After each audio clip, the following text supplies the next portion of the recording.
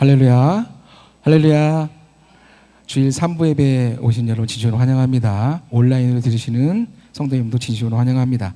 찬송가 365장, 찬송가 365장 찬송 드리겠습니다.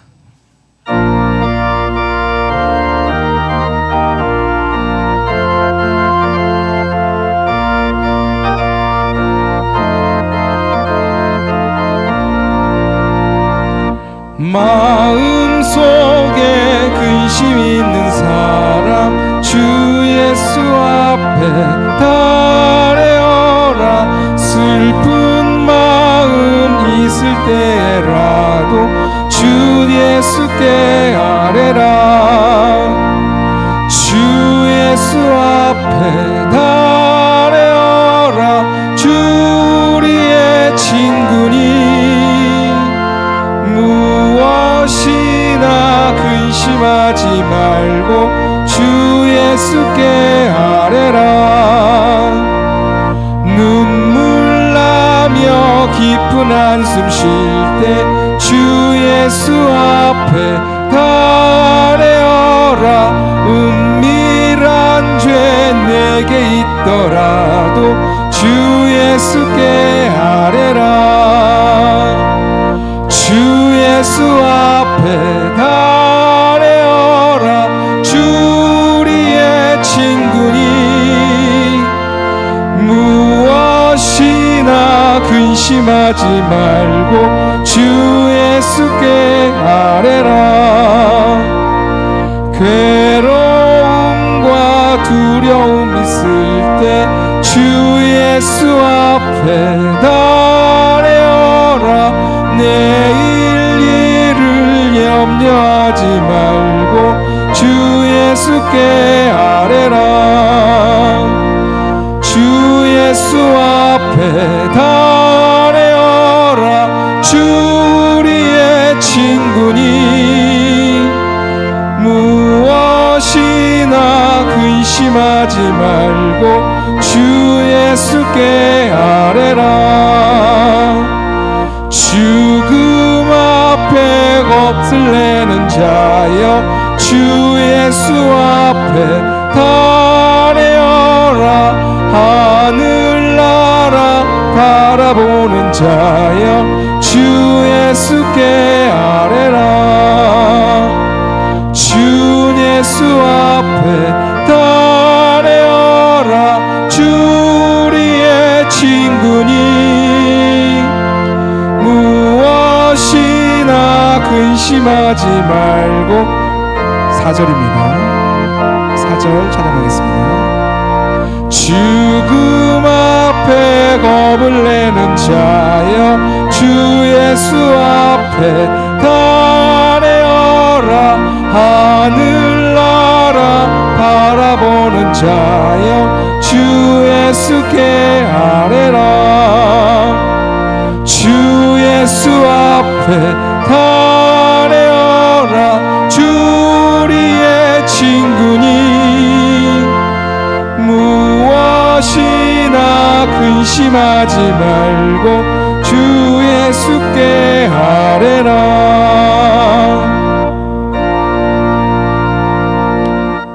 찬송가 382장입니다. 찬송가 382장 찬송 드리겠습니다.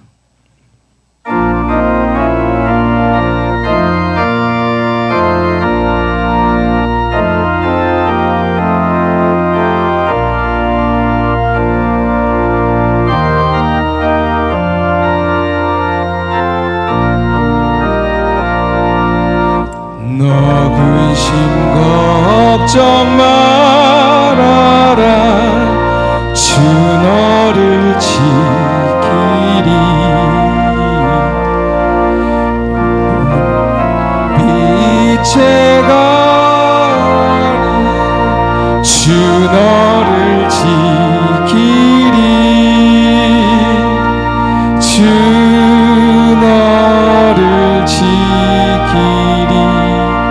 아무 때나 어디서나 주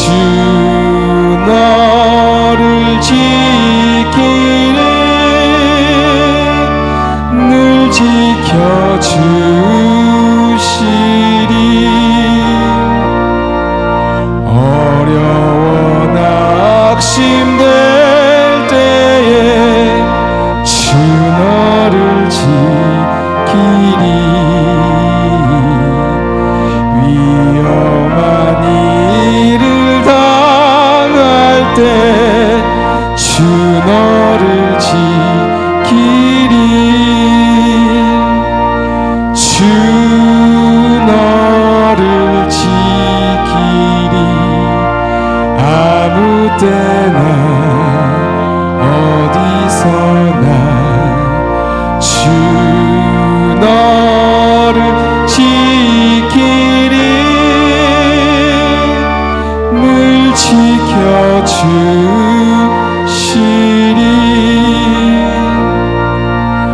너쓸 것 미리 아시고 주 너를 지키리 구하는 것을 주시며 주 너를 지키리 주 너를 지키리 아무 때나 어디서나 주 너를 지키리 늘 지켜주시리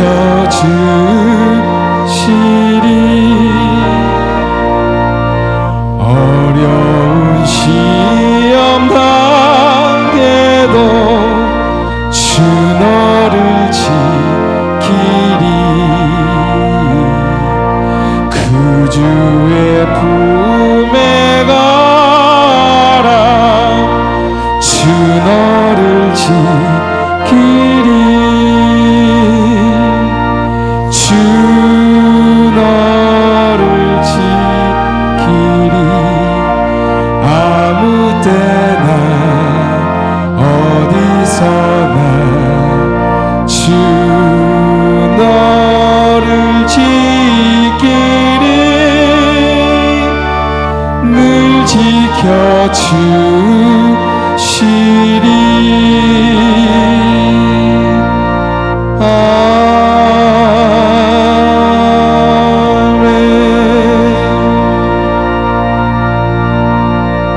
예배를 위해서 잠시 안내 말씀드리겠습니다. 가지고 계신 휴대폰은 무음이나 진동으로 설정해 주시기 바랍니다. 찬송가 621장 찬양 드린 후 예배로 나아가겠습니다.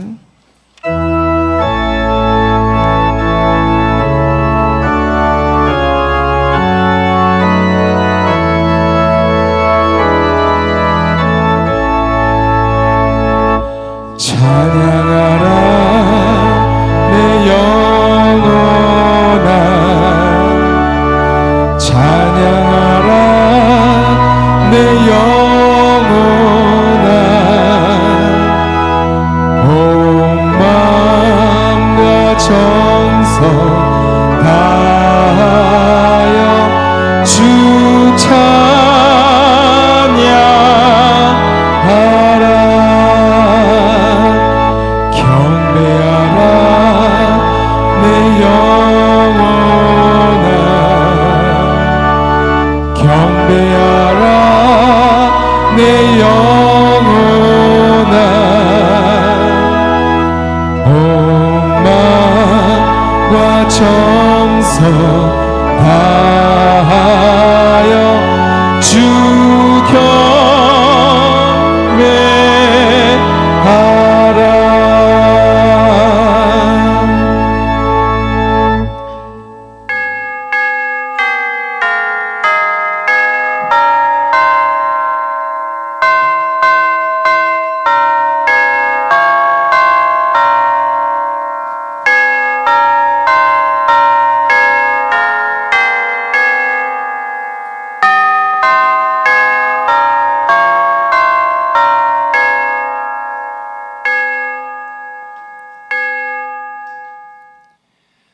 그러므로 우리는 예수로 말미암아 항상 찬미의 제사를 하나님께 드리자. 이는 그 이름을 증언하는 입술의 열매니라. 오직 선을 행함과 서로 나누어 주기를 잊지 말라. 하나님은 이 같은 제사를 기뻐하시느니라.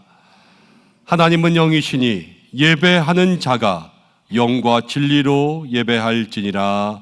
아멘.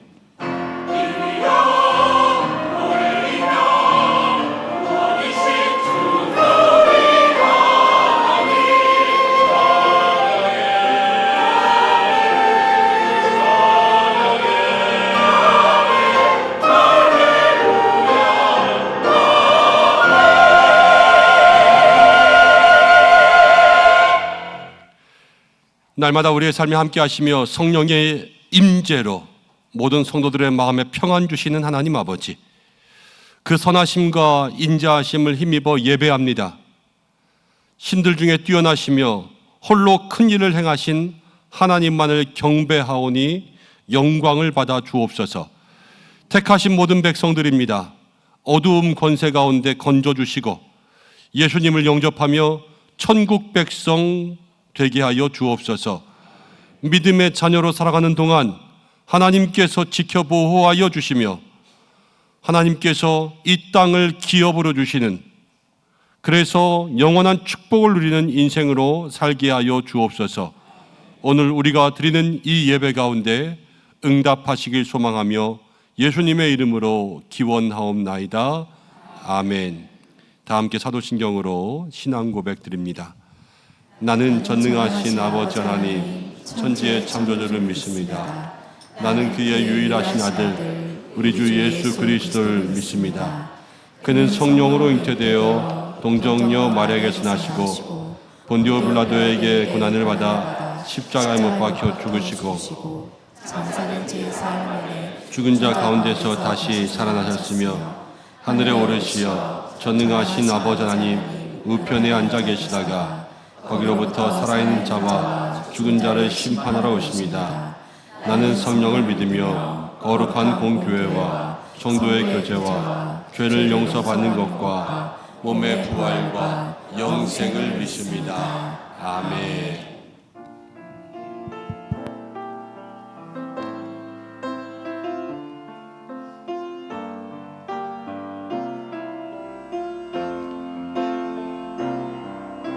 주시는 이도 하나님이시요 거두시는 이도 주님이시니 오직 모든 것을 주의 뜻대로 될 것을 믿습니다.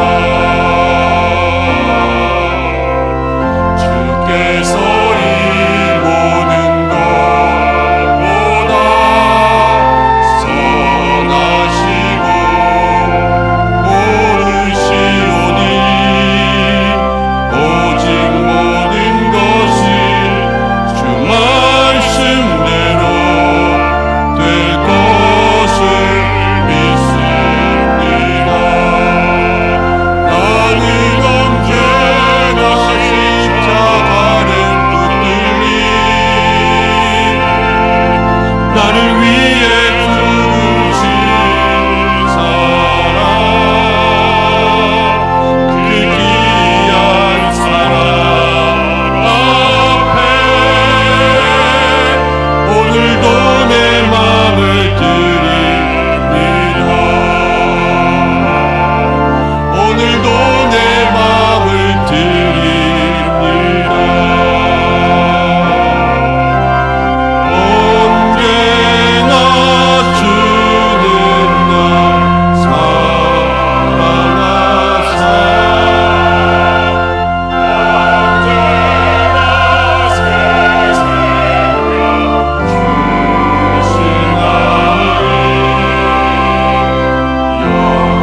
영광의 그날에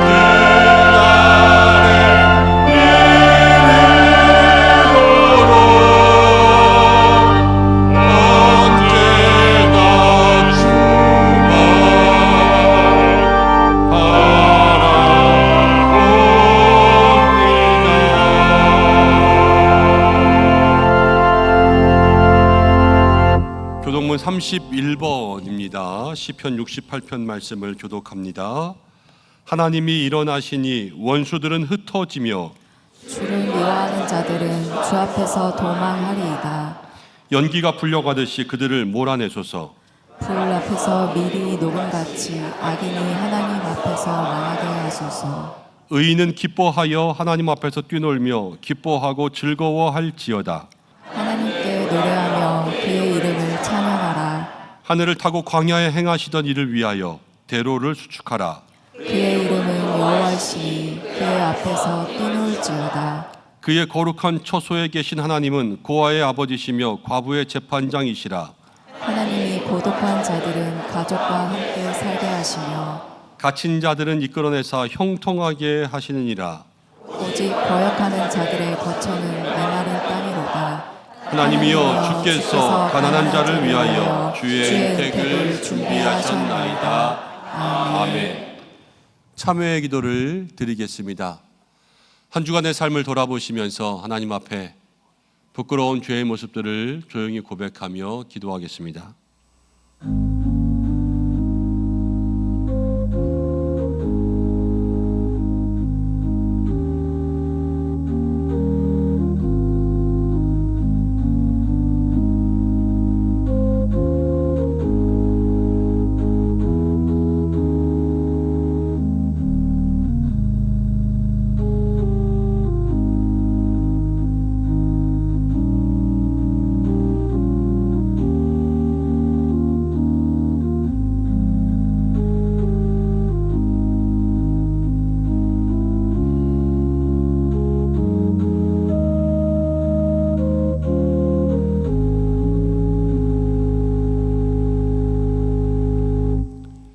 하나님 아버지, 가정의 달을 지내면서 우리의 가족을 생각하며 회개하며 기도합니다. 하나님께서 내게 짝지어 주신 남편과 아내를 향하여 주님의 말씀대로 대하지 못했음을 고백합니다. 하나님이 내게 주신 보필이라는 것을 생각하면 늘 자상하고 친절한 말로 사랑과 온유함으로 대해야 되건만 날카로운 혀와 무관심으로 배우자의 마음을 아프게 할 때가 많았습니다. 예수님께서 교회를 사랑하듯 아내를 사랑하라 하셨고 남편에게 복종하라 말씀하셨는데 우리에게 그러한 모습은 온데간데 없고 깨어지기 쉬운 연약한 가정을 잘 돌보지 못하여 우리 가정이 가슴 아픈 상처를, 흉터를 가지고 있음을 고백합니다. 주님, 우리의 모든 날의 잘못을 주님 앞에 회개합니다. 주님이 가르쳐 주신 말씀을 지켜서 서로 사랑하는 부부, 사랑하는 가족, 사랑하는 부모, 자녀로 살아갈 수 있도록 인도하여 주옵소서. 예수님의 이름으로 모든 고백에 기도를 드립니다. 아멘. 자신의 죄를 고백하는 성도들에게 하나님께서 이렇게 말씀하십니다. 예수께서 이르시되 나도 너를 정죄하지 아니하노니 가서 다시는 죄를 범하지 말라 하시니라. 아멘. 이제 자리에 앉으시겠습니다. 찬송가 364장 함께 찬송하신 후에 이우택 장로님 기도 인도해 주시겠습니다.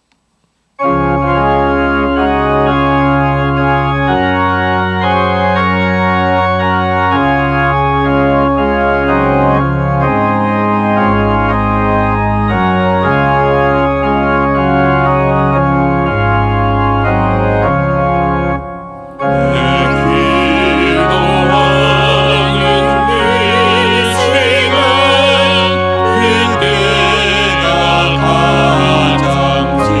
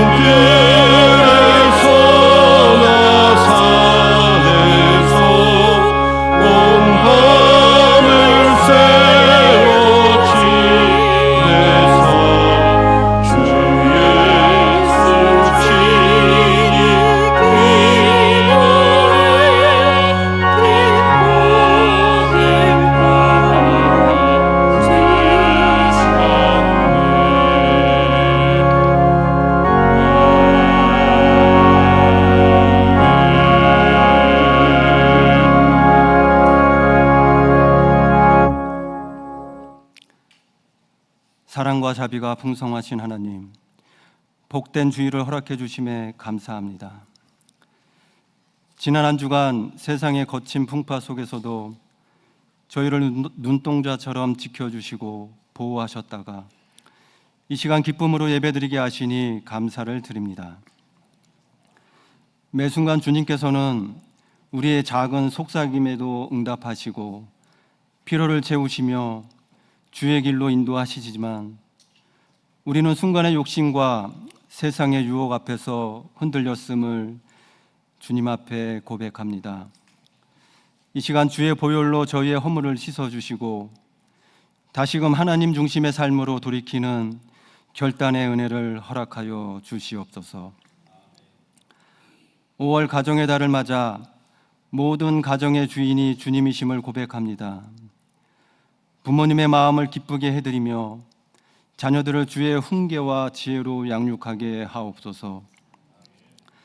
야곱이 요셉의 가정을 축복했던 것처럼 은성의 모든 가정이 여호와께 복을 받게 하시고 결실의 선물을 부어주시며 주 앞에 구별된 자로 서게 하사 에브라임의 만만이요 문나셋의 천천과 같은 자손의 복이 임하게 하옵소서. 특별히 오늘은 스승의 주일입니다. 예고 유치부부터 스데반 청년부에 이르기까지 다음 세대를 사랑과 말씀으로 양육하는 교사들을 위로해 주시고 세임과 은총을 부어 주시옵소서. 우리 아이들이 선생님들의 헌신적인 가르침을 통해 세상 속에서도 당당히 나는 예수쟁이다라고 신앙의 정체성을 선포하는 감동의 고백들이 있게 하옵소서. 지구촌 곳곳에 전쟁과 기근으로 고통받는 이들을 긍휼히 여겨 주시옵소서. 그 참혹한 현장에서도 복음의 씨앗을 뿌리는 선교사님들을 강건하게 붙들어 주시고 그들의 안전과 사역을 지켜주셔서 그 땅에 복음과 평화의 꽃이 피어나게 하옵소서. 우리 은성교회를 사랑하셔서 항존직 선거를 진행하게 하시니 감사합니다. 오늘 진행되는 남자 장로 2차 투표가 사람의 생각이 아닌 하나님의 뜻 안에서 은혜롭게 진행되게 하옵소서. 특별히 지난 2개월 동안 생업의 분주함 속에서도 공정하고 아름다운 선거를 위해 헌신한 성간 위원들을 위로하시고 그들의 수고를 기억하시며 하늘의 크신 상급으로 채워 주시옵소서. 교회를 교회되게 앞장서 애쓰시는 모든 교육자들에게 성령의 능력을 더하여 주시옵고 이 시간 말씀을 선포하실 김현종 유임 목사님을 붙드셔서 그 말씀의 권세가 있게 하시며 우리 영혼을 깨우는 신령한 은혜의 시간이 되도록 인도하옵소서. 시와 참미와 신령한 노래로 올려드리는 가다시 찬양대의 찬양을 기쁘게 흠양하시고 대원들의 삶에 은혜를 더하여 주옵소서. 이 시간 육신의 질병으로 고통받으며 주님의 신실하신 치유의 손길을 간절히 기다리는 은성의 한우들이 있습니다. 고통의 기나긴 터널을 지나 속히 온전한 회복과 평안을 누리게 하옵소서. 또한 삶의 무게로 아파하며 눈물로 부르짖는 성도들의 기도를 외면치 마시고 응답의 기적을 베풀어 주시옵소서. 우리 입술의 모든 고백이 주님 앞에 온전히 연락되기를 간절히 바라오며 우리를 죄에서 속량하사 참 자유를 주신 예수 그리스도의 이름으로 기도 올리옵나이다. 아멘.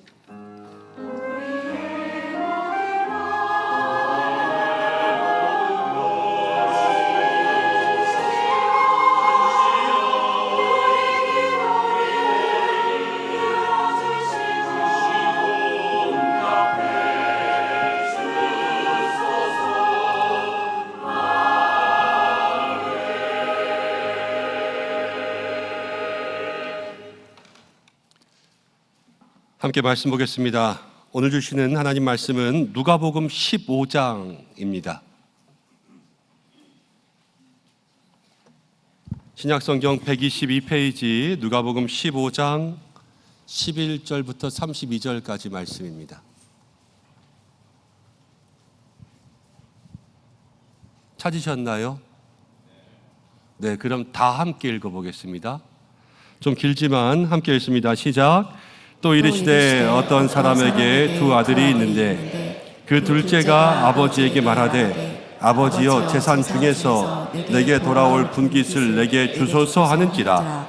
아버지가 그 살림을 각각 나누어 주었더니 그 후 며칠이 안 되어 둘째 아들이 재물을 다 모아가지고 먼 나라에 가 거기서 허랑방탕하여 그 재산을 낭비하더니 다 없앤 후 그 나라에 크게 흉년이 들어 그가 비로소 궁핍한지라. 가서 그 나라 백성 중 한 사람에게 붙여 사니 그가 그를 들러 보내어 돼지를 치게 하였는데 그가 돼지 먹는 쥐염 열매로 배를 채우고자 하되 주는 자가 없는지라. 이에 스스로 돌이켜 이르되 내 아버지에게는 양식이 풍족한 품꾼이 얼마나 많은가. 나는 여기서 주려 죽는구나. 내가 일어나 아버지께 가서 이르기를 아버지 내가 하늘과 아버지께 죄를 지었사오니 지금부터는 아버지의 아들이라 일컬음을 감당하지 못하겠나이다. 나를 품꾼의 하나로 보소서 하리라 하고 이에 일어나서 아버지께로 돌아가니라. 아직도 거리가 먼데 아버지가 그를 보고 측은히 여겨 달려가 목을 안고 입을 맞추니 아들이 이르되 아버지 내가 하늘과 아버지께 죄를 지었사오니 지금부터는 아버지의 아들이라 일컬음을 감당하지 못하겠나이다 하나 아버지께는 종들에게 이르되 제일 좋은 옷을 내어다가 입히고 손에 가락지를 끼우고 발에 신을 신기라. 그리고 살진 송아지를 끌어다가 잡으라. 우리가 먹고 즐기자. 이는 내 아들은 죽었다가 다시 살아났으며 내가 잃었다가 다시 얻었노라 하니 그들이 즐거워하더라. 맏아들은 밭에 있다가 돌아와 집에 가까이 왔을 때에 풍악과 춤추는 소리를 듣고 한 종을 불러 이 무슨 일인가 물은데 대답하되 당신의 동생이 돌아왔음에 당신의 아버지가 건강한 그를 다시 맞아들이게 됨으로 인하여 살찐 송아지를 잡았나이다 하니 그가 노하여 들어가고자 하지 아니하거늘 아버지가 나와서 권한대 아버지께 대답하여 이르되 내가 여러 해 아버지를 섬겨 명을 어김이 없거늘 내게는 염소 새끼라도 주어 나와 내 벗으로 즐기게 하신 일이 없더니 아버지의 살림을 창녀들과 함께 삼켜버린 이 아들이 돌아오매 이를 위하여 살찐 송아지를 잡으셨나이다. 아버지가 이르되 예 너는 항상 나와 함께 있으니 내 것이 다 내 것이로되 이 내 동생은 죽었다가 살아났으며 내가 잃었다가 얻었기로 우리가 즐거워하고 기뻐하는 것이 마땅하다 하니라. 아멘. 가다시 찬양대에서 하나님 앞에 영광 올려드리겠습니다.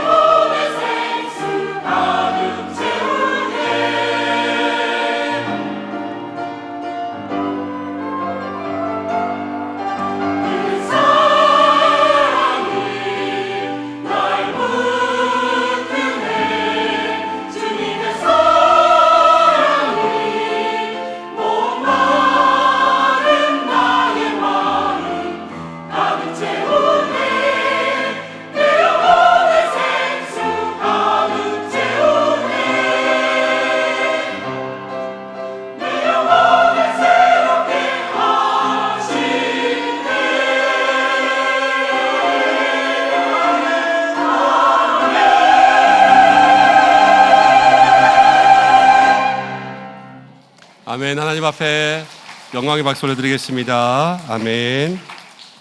마지막에 아멘, 아멘, 아멘 멋있었던 것 같아요. 네, 귀한 찬양 감사합니다. 할렐루야. 은혜 가운데 지내신 줄로 믿습니다. 오늘 예배 가운데 나왔는데 갑자기 날씨가 막 더워졌죠. 예, 그래서 미리 좀 예배실을 시원하게 할 수 있도록 그렇게 좀 부탁드렸는데 조치가 잘 안 된 것 같아가지고 자꾸 앞에서 뭔가 사인하고 막 그러는데 잘 안 돼요. 앞에서 사인하는 건. 예, 가서 말로 해줬으면 좋겠는데 말할 수는 없고 달려갈 수는 없고 답답해 죽겠어요. 근데 고맙습니다. 어쨌든 조금 더워도 잠깐 참고 또 시원하게 뒤에서 잘 조치해 주시면 좋겠습니다. 오늘 스승의 주일입니다. 그래서 이 시간 2부 예배 때에 우리 선생님들 함께 축복했는데 우리 다니엘 청소년부에서는 2부 예배 때 9시 우리 청소년부 예배를 드리느라고 함께 오지 못해서 이 시간 우리 다니엘 청소년부 선생님들 축복하고 또 2부 예배 때 다른 부서 선생님들은 다 축복하고 또 지금 가서 예배를 열심히 드리고 계세요. 그래서 이 시간 함께 기도하는 시간 가지려고 합니다. 먼저 우리 선생님들 잠깐만 일어나 주시겠습니까?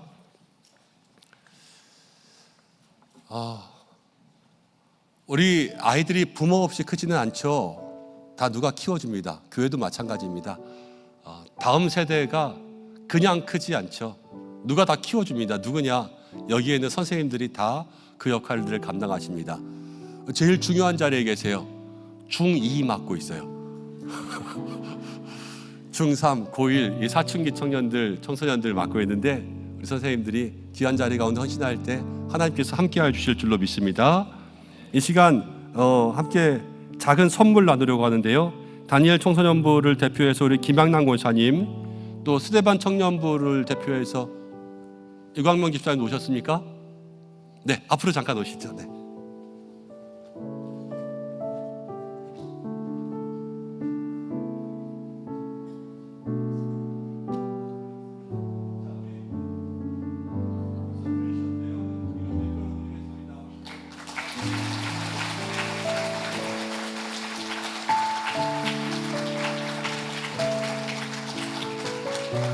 우리 한번 찬양으로 축복했으면 좋겠는데 잠깐만 뒤를 한번 돌아보시겠어요?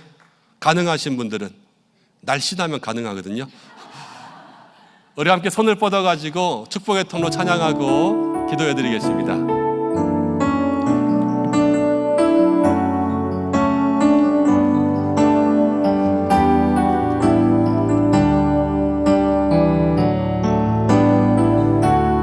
당신은 하나님의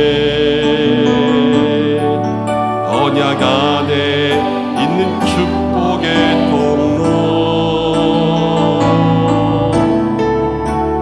당신을 통하여서 열방이 주께 돌아오게 되리. 우리 한 번만 더 당신은 하나님의 언약 안에 있는 축복의 통로,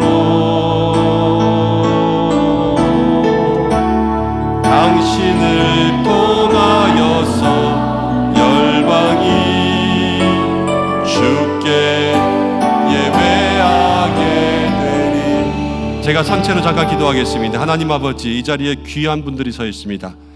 돈을 받아서도 아니고 누가 시켜서도 아니고 아이들 사랑하는 마음으로 사명으로 귀한 직분 감당합니다.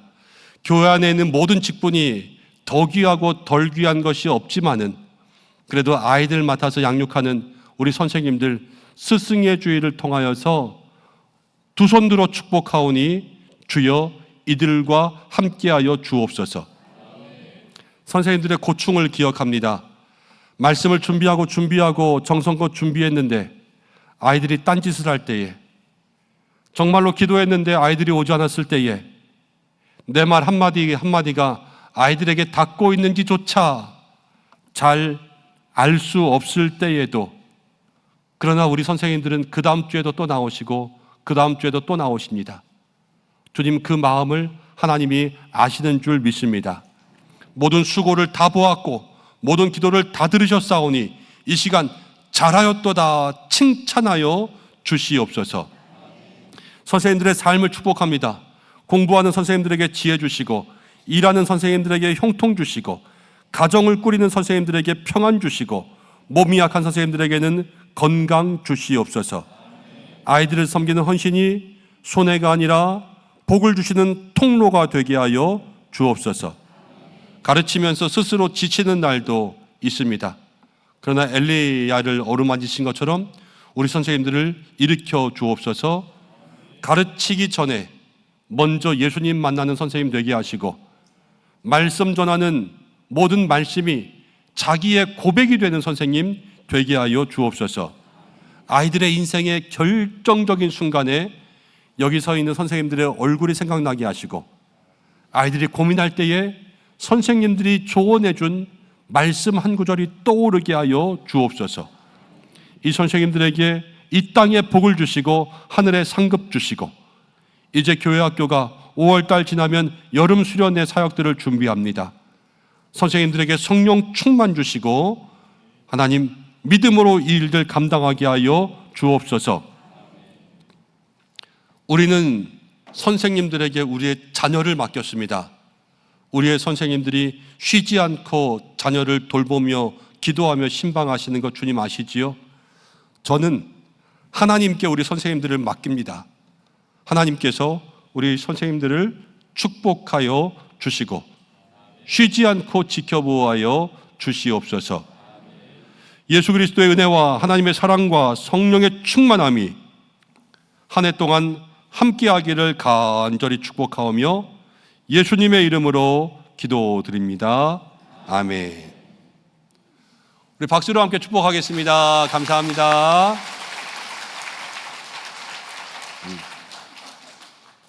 아이들 맡아서 양육할 때 늘 애쓰시는 선생님들에게 다시 한번 은혜가 있기를 소망합니다. 교회 소식 전하겠습니다. 여러분 주보를 참고하시기 바랍니다. 오늘 예배 가운데 나온 모든 선생님들을 주님의 이름으로 축복합니다. 언제나 사랑의 문이 열리는 가정 되시기를 소망합니다. 오늘 교회를 처음 나오신 모든 분들도 예수님의 이름으로 환영합니다. 예배를 통해서 많은 은혜 누리시고 또 교회 등록을 원하실 때에는 본당 입구 안내원들에게 문의해 주시기를 바랍니다. 항존 직분자 선출 투표가 계속되고 있습니다. 오늘 일부 예배 후부터 오후 1시까지입니다.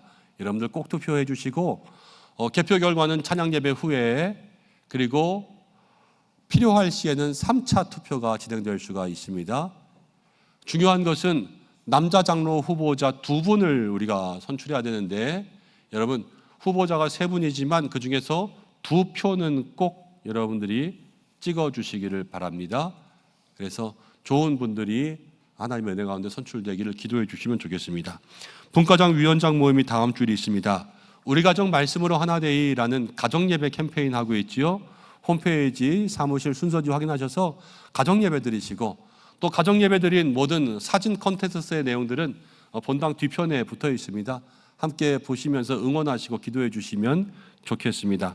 찬양예배 특강하고 있습니다. 지난주부터 다음 주일까지 오후 예배 때마다 특강하는데요. 지난주에는 정서 중심의 가족 치료 여러분 말씀드렸고 오늘은 가족 체계와 시스템 특강하고요. 장신대학교 홍인종 교수님 모셔서 말씀 전하십니다. 그리고 다음 주에는 제가 다시 한번 할 텐데 사티어라는 학자가 이야기한 경험주의 가족 치료를 성경적으로 여러분들과 함께 이야기해서 부부의 대화, 소통 유형들 검사하고 처방할 겁니다. 여러분들이 함께 참여해 주시면 좋겠습니다. 어와나 올림픽 참여합니다. 23일 토요일이고요. 시니어 대학에서는 소풍이 있습니다. 28일 목요일인데요. 인원 조사를 위해서 여러분들 목장지기 혹은 기관장들에게 참여 의사 알려주시면 좋겠습니다. 수요 전도대가 매주 수요일 출발합니다. 교회 방수 도색공사를 마쳤습니다. 수고하시고 애써주신 모든 분들께 감사드립니다. 지난주에 한번 광고하였는데 이번 주 한 번만 광고하고 마치려고 합니다. 교회 시설 정비하다 보니까 교회 간판 또 교회 탑 위에 있는 십자가 보수가 불가피해져서 저희가 계획한 작년에 모아둔 예산보다 조금 더 많이 초과하게 되었습니다. 또 장비들을 다 걷어내다 보니까는 이제 공사하면서 교회 주변에 있는 화단들이 다 망가져서 거기도 다 새롭게 해야 될 것 같습니다. 그래서 기도하시면서 여러분 뜻이 있으신 분들은 함께 목적 헌금 드려주시면 또 교회에 많은 도움이 될 것 같습니다. 함께 기도해 주시길 바랍니다. 70주년 문화축제위원회에서 내년을 위하여서 다음 주간 답사 다녀오는 곳이 있다고 합니다. 여러분들도 기도해 주시고 주방봉사 신방 일정들 다 기억해 주시고 매일 신방이 있습니다. 또 신방 다니는 우리 가정들에 하나님께서 은혜 주시기를 중보해 주시면 좋겠습니다. 환우분들 위해서 함께 기도해 주시고 오늘 사랑의 떡 대접합니다. 나가실 때 꼭 받아가시기를 바랍니다. 지난주에 오신 새 가족이 있었습니다. 목장과 기관에서 환영해 주시기를 바랍니다. 이제 기도하고 말씀 나누겠습니다. 하나님 아버지, 말씀 나누는 시간입니다. 우리 모두에게 주시는 은혜가 있게 하여 주옵소서. 예수님의 이름으로 기도드립니다. 아멘. 오늘 우리 사랑하는 성도님들과 함께 가정의 달 세 번째 주일입니다. 언제나 사랑의 문이 열려있는 가정이라는 제목으로 말씀을 나누려고 합니다. 최성애와 조벽이라는 교수가 쓴 정서적 흙수저, 정서적 금수저라고 하는 책이 있습니다. 그 책에 보면 한 박사의 연구가 나오는데요. 이 보육원에서 보육사들이 생후 6개월부터 18개월 된 아이들에게 기본적인 돌봄, 씻겨주고 먹여주고 재워주고 또 옷을 갈아입혀주고 이런 돌봄들은 제공했지만 한 가지 빠뜨린 게 있습니다.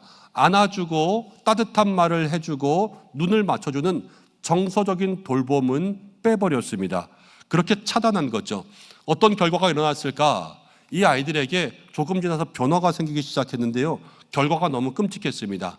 2달이 지나니까 걷던 아이들이 걷지 않기 시작했습니다. 석 달 후에는 이 아이들이 그냥 웅크리고 가만히 앉아 있으면서 표정이 굳어졌습니다. 5개월이 지난 다음에는 성장이 멈추고 그냥 멍하니 앉아있는 시간들이 늘어났습니다. 그리고 7개월 후에는 전체 아동들의 37% 정도가 감염성 질환에 걸렸고 급격한 신체 변화를 겪다가 만 2세가 되기 전에 죽고 말았습니다. 너무 큰 충격을 받은 이 박사는 이 실험을 중단해버리고 말았습니다. 아이들을 병들게 한 것이 무엇인가? 물 있지요, 음식 있지요, 옷 있지요, 잠자리 있지요, 모든 것이 다 있지만 이 아이들에게 사랑의 눈빛이 없는 거예요. 따뜻한 품이 없고 따뜻한 말 한마디가 없으니까 정서적인 돌봄이 없어서 이 아이들이 병들었지요. 또 한 가지 일화가 있습니다. 2차 세계대전 때에 독일군이 영국을 폭격할 때 런던에서 아이들, 다음 세대를 보호하기 위해서 82만 명의 아이들을 다른 곳으로 보냈습니다. 아이들만 해외로 보내거나 아니면 농촌으로 보내거나 아니면 임시 보호처로 보냈습니다. 거기가 안전할 거라고 생각했던 것이죠. 근데 돌아와서 보니까요, 이 아이들이 돌아온 후에도 심각한 우울증과 불안을 만나게 되었습니다. 건강 상태도 비교했습니다. 폭격 가운데서 도망가지 않고 부모와 함께 산 아이가 도망가서 안전한 곳에 있었던 아이보다 더 건강한 것을 발견하게 되었어요. 이것을 가지고 연구했습니다. 존 몰비라고 하는 학자는 이렇게 결론을 내렸습니다. 아이들을 무너뜨리는 것은 폭격이 아니다. 아이들을 무너뜨리는 것은 부모와의 사랑의 고리가 끊어지면 아이들이 무너지는 것이다 이야기했습니다. 학자들은 이야기합니다. 사람의 뇌의 80%가 생후 36개월 때에 형성된다고 합니다. 그 시기가 언제냐? 부모와 가장 가까울 때, 애착이 있을 때, 그때의 정서적인 안정이 있고요. 그 안정을 가진 자녀들은 자라서 인생에 바람이 불어도 넘어지지 않고 쓰러지지 않는다는 거예요. 그렇지만 기초가 단단하지 않으면 넘어지는 인생이 될 수밖에 없지요.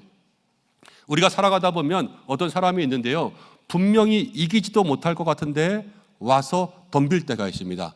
그럼 우리가 뭐라고 이야기하냐면 쟤는 뭔가 믿는 구석이 있나 보다 그러지요. 우리말에는요, 소도 비빌 언덕이 있어야 된다라는 말도 있습니다.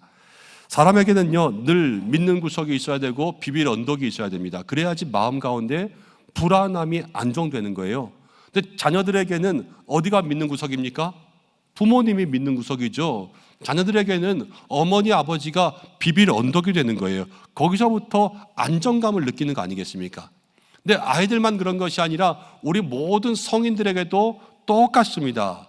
우리들도요, 세상이 다 나를 버리고 외면해도 끝까지 나를 믿어주는 그 한 사람만 있으면 그 사람 때문에 우리가 살아나는 줄로 믿습니다.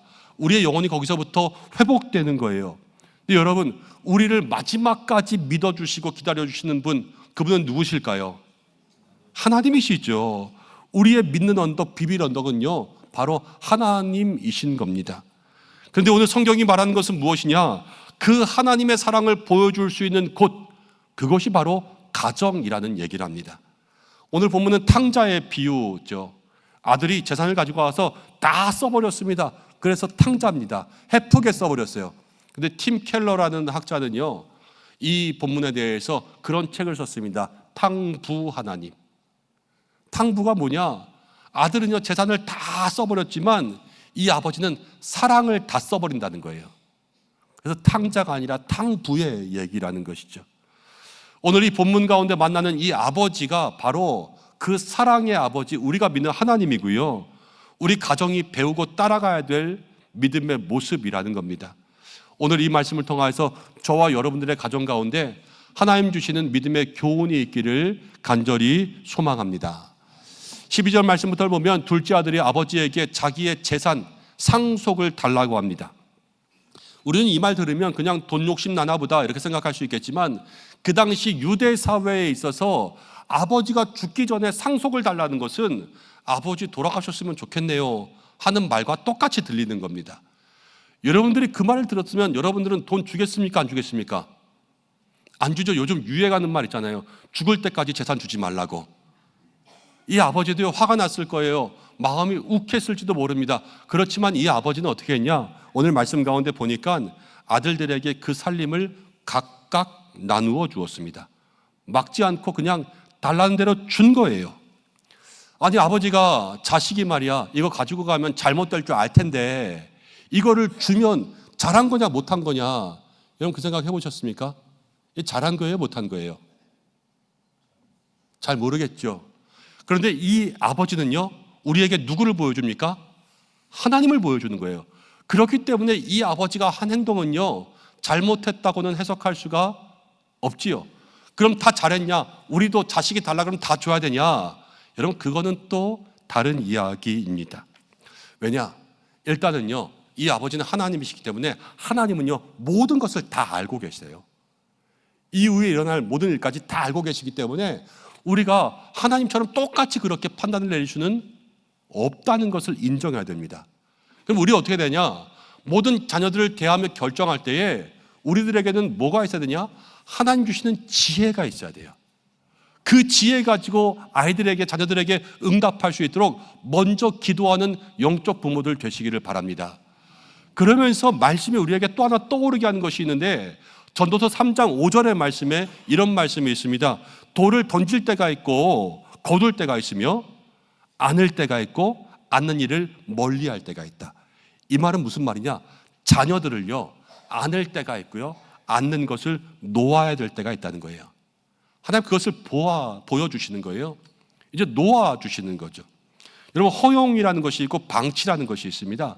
근데 이 두 가지의 구분은요, 경계가 있냐 없냐로 하는 거예요. 어머니가 주일 아침에 중학생을 깨웁니다. 얘야 일어나라, 교회 가야지. 그랬는데 아들이 침대에 누운 채로 이야기합니다. 내가 알아서 할게요. 자, 그럼 여기서부터 엄마에게 고민이 생깁니다. 알아서 하게 냅둬야 돼요? 아니면 깨워야 돼요? 여러분들은 어떻게 하시겠습니까? 각자 다 다르겠죠. 그런데 만약에 이렇다고 보겠습니다. 지난주에는 엄마가 피곤했어요. 그래서 엄마도 집에서 늦게 일어났습니다. 온라인 예배 드려야지 그러면서 영상 예배 드리면서 아이를 깨우지 않았어요. 근데 이번 주는 내가 컨디션이 좋은 거예요. 그래서 일찍 일어났어요. 일어난 김에 애도 깨우자 그래서 깨우는 거예요. 이러면 경계가 있습니까 없습니까? 일관된 울타리가 없죠. 그럴 경우는 안 되는 거예요. 그러나 이 아이에게 늘 똑같이 아이에게 모든 것을 허용하지만 주일날만큼은 교회를 가야 되니까 엄마가 깨우는 거다 라는 기준이 생기거나, 그래 네가 알아서 해, 그런데 알아서 해도 교회에 갈 수 있게는 일어나야 돼 하고 기다려주는 겁니다. 그렇지만 만약 그렇게 되지 않았을 때에는 적절한 아이들에게 훈육이 있어야 되겠죠. 이러한 모든 것이 허용과 방치의 차이입니다. 그럼 이 아버지는 이 아들을 허용한 건가 방치한 건가? 그냥 가만히 놔두고 네 알아서 해라 이렇게 한 것은 아니었어요. 20절 말씀 가운데 보니까 이런 말씀이 있어요. 아직도 거리가 먼데 아버지가 그를 보았다. 저 멀리서 아들이 돌아오는데 아버지는 보고 있었던 거예요. 기다리고 있었던 거예요. 이것은 무엇이냐? 아들이 떠나간 길을요, 매일 바라보고 있는 거예요. 그냥 바라보면서 뭐 하겠습니까? 망부석처럼 앉아 있겠습니까? 아버지의 마음은 아들을 위해서 기도하는 거예요. 그 기도가 한순간도 떠나지 않는 거죠. 하나님, 우리 아들이 어디에 있든지 지켜주옵소서. 그래서 이 아버지는요, 이 아들을 돌보고 있었던 겁니다. 여러분, 우리가 기억할 것은 하나님은요, 한순간도 우리를 떠나지 않으시는 줄로 믿습니다. 우리가 세상 가운데 고생하며 세상 가운데 나 혼자 있는 것 같아도 아버지의 사랑은 지금도 나에게 있다. 이것을 기억하시기를 바랍니다. 그리고 하나님께서 우리의 마음 가운데 주시는 게 있어요. 그게 뭐냐? 자유를 주시면서도 깨달음을 주십니다. 오늘 말씀 가운데 보니까 13절 14절은요, 이 둘째 아들이 다 재산을 까먹었어요. 다 허랑방탕하게 써버렸어요. 아무것도 안 남았어요. 말씀이 우리에게 이야기하는 것은 여러분, 가질수록 더 하나님을 의지하셔야 돼요. 그러지 않으면 언젠가는 다 까먹게 되어 있습니다. 세상이 뺏어가요. 뺏어가서 아무것도 없잖아요. 친구도 없고 사람도 없어지는 거예요. 하나님을 떠난 인생들의 마지막이 다 그런 거죠. 이 둘째 아들에게 비극이 일어납니다. 다 떠나고요. 이제는 돈도 없고 먹을 것도 없으니까 돼지를 칩니다. 이 밑바닥 인생이에요. 유대인들은 돼지를 부정한 짐승이라고 생각하거든요. 부정한 짐승과 같이 있어야 되니까 더 밑바닥 인생이고요. 근데 돼지에게 주는 그 사료도 주워 먹으려고 하니까 그것조차도 먹을 게 없어서 날마다 궁핍하게 살 수밖에 없었습니다. 근데 그 순간 이런 말씀이 있어요. 17절 말씀. 이에 스스로 돌이켜 이르되 내 아버지에게는 양식의 풍족한 품꾼이 얼마나 많은가 나는 여기서 줄여 죽는도다. 여기서 중요한 말씀이 무엇이냐면 스스로 돌이키는 거예요. 인생의 밑바닥에서요, 둘째 아들은 깨달았습니다. 그래서 스스로 돌이켰습니다. 우리의 인생 가운데 필요한 것이 있다면 인생의 고난을 만납니다. 실패와 어려움을 만납니다. 그때 그 고난이 주는 유익은 무엇이냐면 깨닫게 하는 거예요. 스스로 생각하게 하는 거예요. 이 둘째 아들은요, 아버지의 집이 좋았다라는 것을 깨달았지요. 그래서 19절로 가면은 지금부터는 아버지의 아들이라 일컬음을 감당하지 못하겠나이다. 자기에 대해서 철저히 낮아졌습니다. 아버지의 사랑을 깨닫게 된 것이죠. 이게 하나님께서 고난을 만나게 하신 이유였어요. 여러분, 우리도 그렇습니다. 여러분, 인생 가운데 어려운 일을 만나잖아요. 먼저는 나를 철저히 분해하셔야 돼요. 나는 어떤 사람인가? 내가 어떤 사람이기에 나에게 이런 시간이 다가오는가? 자기를 깨트려야 돼요. 자기를 돌볼 수 있어야 되죠.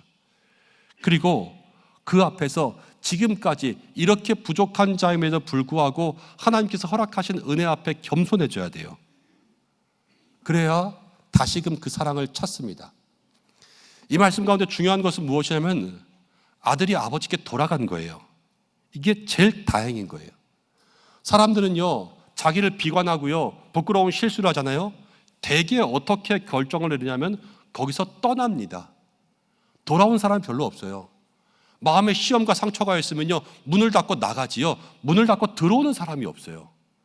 그렇지만 이 아들은요, 자기를 깨트리고 그 상황을 돌아보고 내가 어떤가, 내가 어떤 은혜를 받았나 이것을 생각하니까 돌아가지 않고서는 살 수가 없었죠. 그래서 돌아가는 거예요. 여러분, 우리의 삶이 그렇습니다. 우리가 낮아지고 깨진 자리에서 우리가 마음을 닫는 것이 아니라 다시금 돌아갈 수 있는 결단이 있어야 돼요.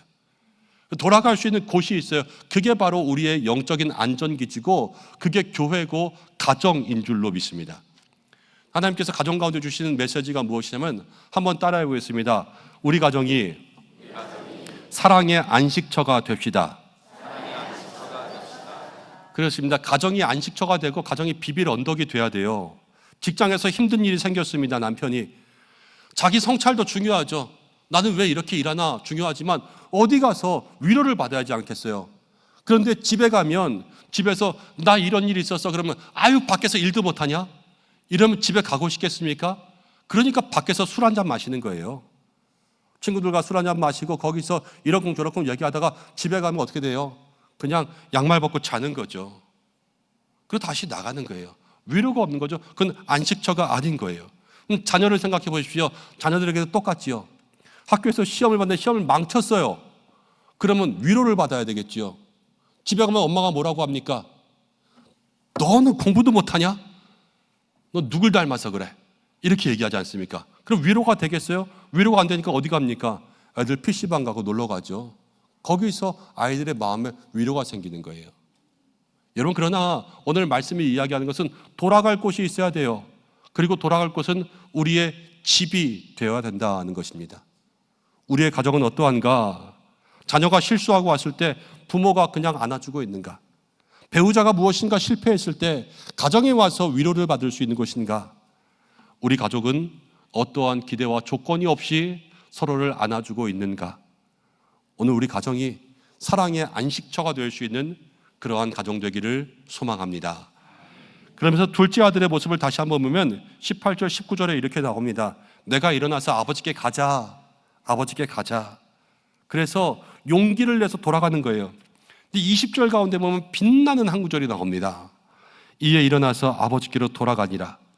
아직도 거리가 먼데 아버지가 그를 보고 측은히 여겨 달려가 목을 안고 입 맞추니. 둘째 아들이 용기를 낸 것도 대단한 건데 더 대단한 건 아버지예요. 아버지가 아직도 먼데 달려가서 그를 안고 입 맞춥니다. 아직도 먼 거예요. 아들이 용서를 빌기 전이에요. 근데 누가 먼저 달려갔어요? 아버지가 먼저 달려갔어요. 그래서 이런 화해가 일어나는 겁니다.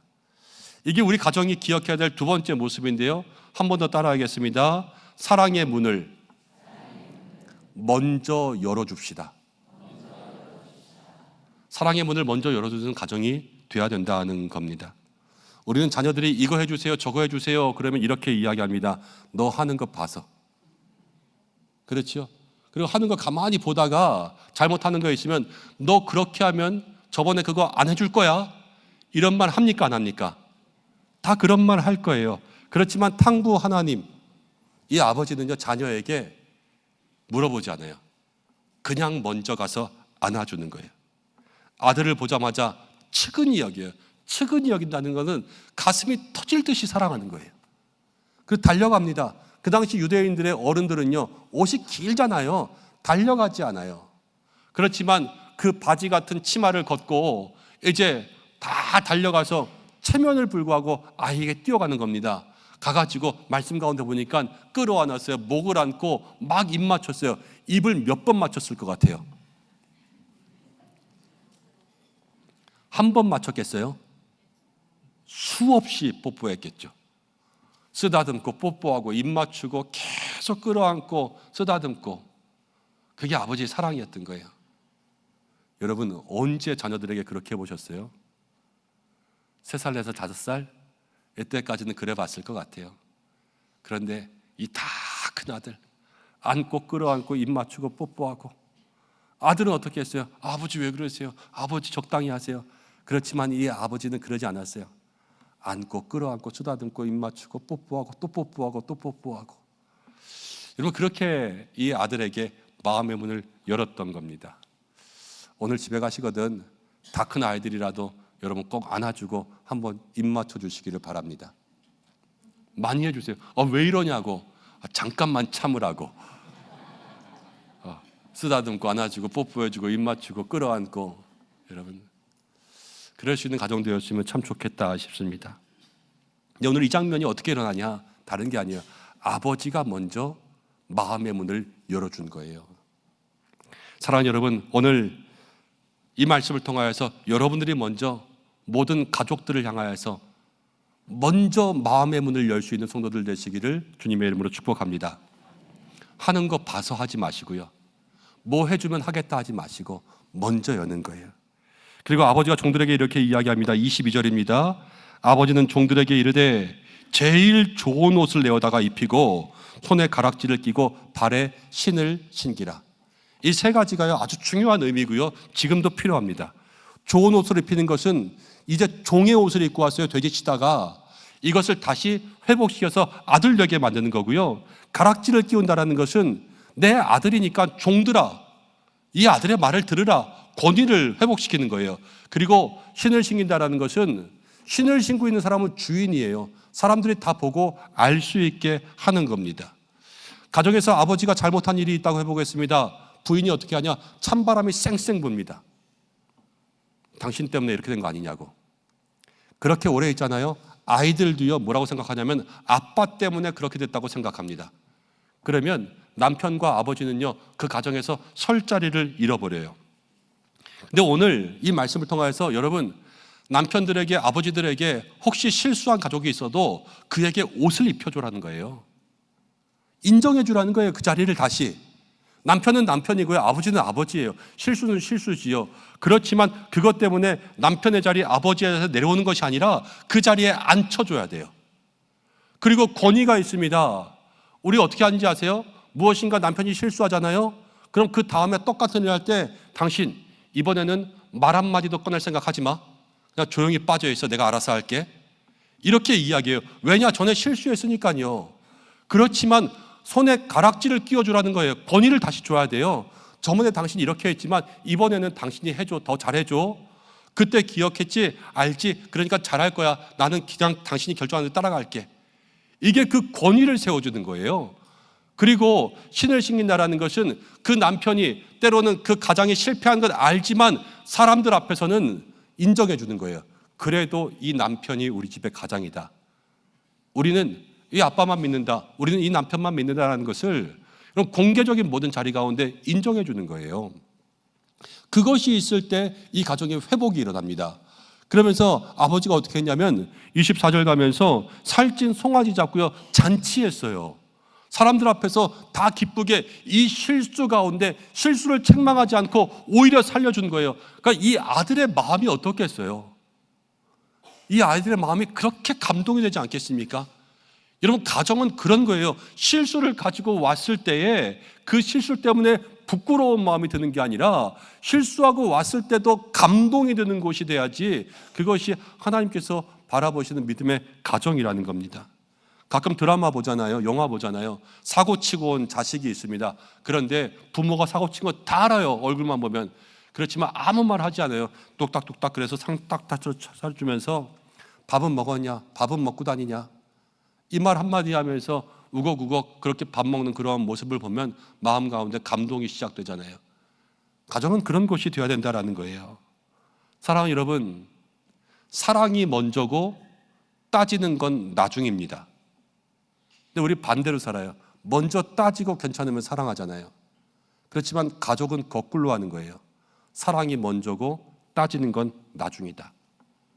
왠지 아세요? 예수님이 그러셨거든요. 나를 따져보고 십자가 지지 않으셨고요. 예수님은 먼저 십자가를 지시고 나를 용서하셨어요. 따질 것 따지면요, 나 때문에 십자가 질 이유가 없어요. 십자가를 져봤자 어차피 또 죄 지을 거거든요. 그러나 주님은 그렇게 하지 않으시는 거예요. 혹시 가족의 실수 때문에, 가족의 상처 때문에 마음 상하는 모든 성도들이 있습니까? 예수님이 먼저 그러신 것처럼 사랑의 문을 여러분들이 먼저 열 수 있는 믿음의 가족들 되시기를 바랍니다. 오늘 비유가 24절로 끝나는데 아름답게 끝나지 않고요, 한 사람이 더 나오는데 아들이 나옵니다. 아들. 동생 때문에 잔치가 열리는 것을 보고 큰아들이 화가 났습니다. 화가 나서 아버지에게 노했습니다. 집에 들어가지 않으려고 했습니다. 근데 오늘 말씀을 보니까 아버지가 다시 나왔습니다. 아버지가 나온 거예요. 근데 아들이 이렇게 이야기합니다. 아버지, 나한테는 염소 새끼 한 마리 준 적도 없는데 저렇게 아버지의 재산을 다 탕진한 놈한테 잔치를 해주다니 무슨 말입니까? 나 성질 나서 못 해먹겠습니다. 나 집에 안 들어갑니다. 이렇게 이야기한 거예요. 여러분, 그런데요, 우리가 살아가면서 제일 마음 아픈 게 뭐냐면 오해예요. 오해. 내가 안 그랬는데 그랬다 그러는 거예요. 제가 여러분들을 많이 사랑하는데 성도님들이 와서 목사님은 왜 저를 안 좋아하시는 거예요? 이러면 제가 기분이 좋겠습니까? 안 좋겠습니까? 안 좋죠. 아니라고, 그런 거 아니라고 그래야 되잖아요. 그렇죠? 이 아버지도 똑같은 거예요. 잔치하고 있는데 큰아들이 와서 아버지 나한테는 왜 안 그랬냐고. 이 아버지도 얼마나 속상하겠어요. 그렇지만 아버지가 하는 행동이 또 있어요. 그게 뭐냐? 잔치하다 말고 이 아들 때문에 나가는 거예요. 나가서 만납니다. 이야기합니다. 권합니다. 안아줍니다. 다시 데리고 들어오는 거예요. 너 그게 무슨 소리냐? 무슨 정신 나간 소리냐? 이 아비의 맘도 모르는 거냐? 이 바보야. 그렇게 살면 되냐? 이런 말 한마디도 하지 않습니다. 오히려 그 아들까지도 안아주는 것. 이 아버지는 누구에게나 마음의 문을 먼저 열어두고요, 먼저 달려가고 먼저 안아주는 그러한 아버지였다는 거예요. 우리 가정 가운데도요, 여러분, 큰아들 같은 사람도 있습니다. 마음의 문이 닫혀있는 가족인 거예요. 그렇지만 그 사람을 향하여서도 마음의 문이 닫혀있으면 다가가기 너무 힘들잖아요. 그러나 먼저 마음의 문을 열고 다가가 만날 수 있는 그러한 성도들 되시기를 바랍니다. 사랑의 문이 열려있는 가정은요, 실패한 자녀도 안아주고 마음의 문이 닫혀있는 자녀도 안아주고 모든 식구를 안아줄 수 있는 그러한 가정이 되는 것이죠. 오늘 예배 마치면 나는 누구에게 달려가서 누구를 안아줄까 생각나면 눈물 나는 자녀도 있고, 얘는 그냥 걱정 없어서 알아서 지가 잘하는 자녀도 있고, 그러나 그 모두를 안아줄 수 있는 그러한 가족들 될 때에 하나님 연합과 회복과 은혜 주실 줄로 믿습니다. 이제 말씀을 좀 정리하려고 합니다. 가정의 달을 지내면서 우리가 계속해서 가족에 대한 말씀을 나누고 있는데, 우리는 현실 속에서 이 아버지처럼 이렇게 살아가기는 사실은 너무 어렵습니다. 속썩이는 자식과 배우자를 보면 여러분 어떻습니까? 큰 소리부터 나오지요. 이 성질부터 나는 게 우리들의 모습이잖아요. 왜 그러냐면 여러분, 우리 안에는 이 아버지 하나님과 같은 그러한 고상한 사랑이 우리 가운데는 없는 거예요. 우리는 타락한 인간들이기 때문에 그렇습니다. 아니 그럼 목사님, 오늘 설교는 실컷 해놓고 우리는 어떻게 이 아버지처럼 삽니까? 여러분 아버지처럼 못 살아요. 포기하세요 일단. 그럼 어떻게 하라는 소리냐? 시작이 다른데요, 여러분들은 아버지처럼 시작하시는 것이 아니라 둘째 아들부터 시작하셔야 돼요. 내가 얼마나 큰 죄인인데 하나님이 나를 먼저 마음을 열고 받아주셨는가?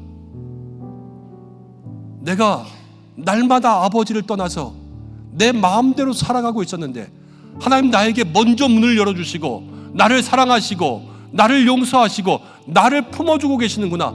이거부터 깨닫고요, 그 하나님 아버지의 사랑을 마음속에 느끼셔야 돼요. 그래야 이 아버지의 모습을 닮아갈 수 있는 시작의 첫걸음이 우리에게 열리는 겁니다. 사랑하는 여러분, 하나님이 여러분들을 다 용서하셨습니다. 나의 모든 하늘 같은 죄를 용서하셨는데 내가 우리 남편의, 우리 아내의, 우리 자녀의 그것 자그마한 실수 하나 용서하지 않을 수 있겠습니까? 내가 우리 자녀를 위하여서, 우리 배우자를 향해서 마음을 열지 않고 살 수가 있겠습니까? 오늘 성경이 이야기하는 것은 그거란 말이에요. 내 안에 십자가의 은혜가 폭발하면 가정을 향하여서 마음이 열리게 될 줄로 믿습니다. 이 한 주간 모든 가정을 향하여서 마음을 열 수 있는 여러분들 되시기를 바랍니다. 실수해도 실패해도 상처 줘도 속썩여도 이 한 주간은 말하지 말고 안아주시길 바랍니다. 먼저 가정을 향해서 여러분들의 마음을 열어 조건 없는 사랑으로 끌어안고 조건 없는 사랑으로 입맞추고 조건 없는 사랑으로 공경하는 그러한 믿음의 가정을 만들 수 있는 이 한 주간 되시기를 주님의 이름으로 축복합니다. 기도하겠습니다.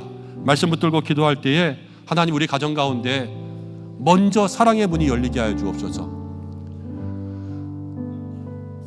조건 없이 끌어안는, 날마다 입맞추고 비비고 사랑한다 고백할 수 있는 그런 가정 될 수 있도록 인도해 주시고, 남편, 배우자, 자녀 위해서 기도하겠습니다.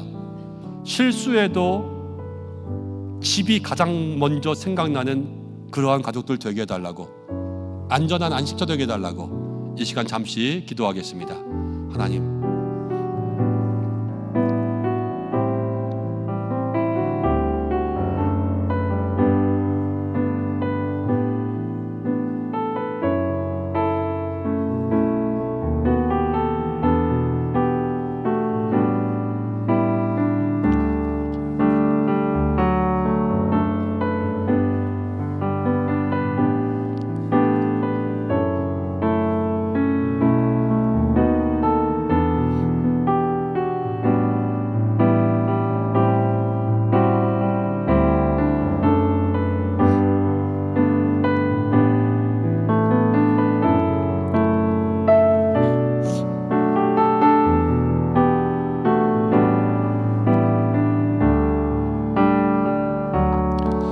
하나님 아버지, 우리의 삶 속에 먼저 마음의 문이 열리게 하라 말씀하셨습니다.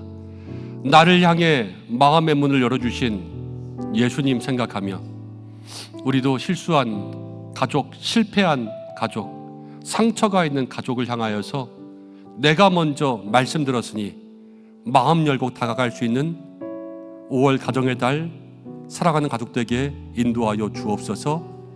회복 주옵소서. 사랑 주옵소서. 세상에 힘들었을 때에 문 열고 들어오면 마음 편해지는 집이 우리 집 되게 하여 주옵소서. 예수님의 이름으로 기도드립니다. 아멘. 이제 우리 함께 인사하겠습니다. 자리에서 일어나시겠습니다. 제가 먼저 인사하고 축복합니다. 사랑하는 여러분, 우리 가정에 언제나 사랑의 문이 열려 있어야 합니다. 하나님께서 우리에게 그렇게 하신 것처럼 우리도 한 주간 모든 가족들을 사랑하시기를 주님의 이름으로 축복합니다. 감사합니다. 인사하겠습니다. 우리 가정에 사랑의 문을 열려 있게 합시다. 인사하겠습니다. 결단의 찬양을 함께 드리겠습니다.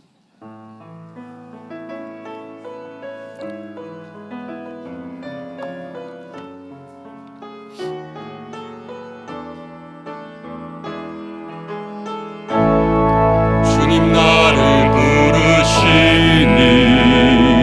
두려움 없이 배서 나가리. 주님 나를 부르시니 주님 내게 오라시니 주님 보고 계시기에 의심치 않고 바다를 걸어가리라. 주님 보고 계시기에 주님 여기 계시기에 주님 여기 계시기에 깊은 바다가 반석이 되고 주님 여기 계시기에 반석 위에 내가 걸어가리라. 주님 여기 계시기에 저같이 바다가 반석이 되고 주님 여기 계시기에 반석 위에 내가 걷습니다. 주가 일하시네. 주가 일하시네. 주께 아끼지 않는 자에게 주가 일하시네. 주가 일하시네. 신뢰하면 얻는 자에게 주가 일하시네. 주가 일하시네. 신뢰하며 얻는 자에게.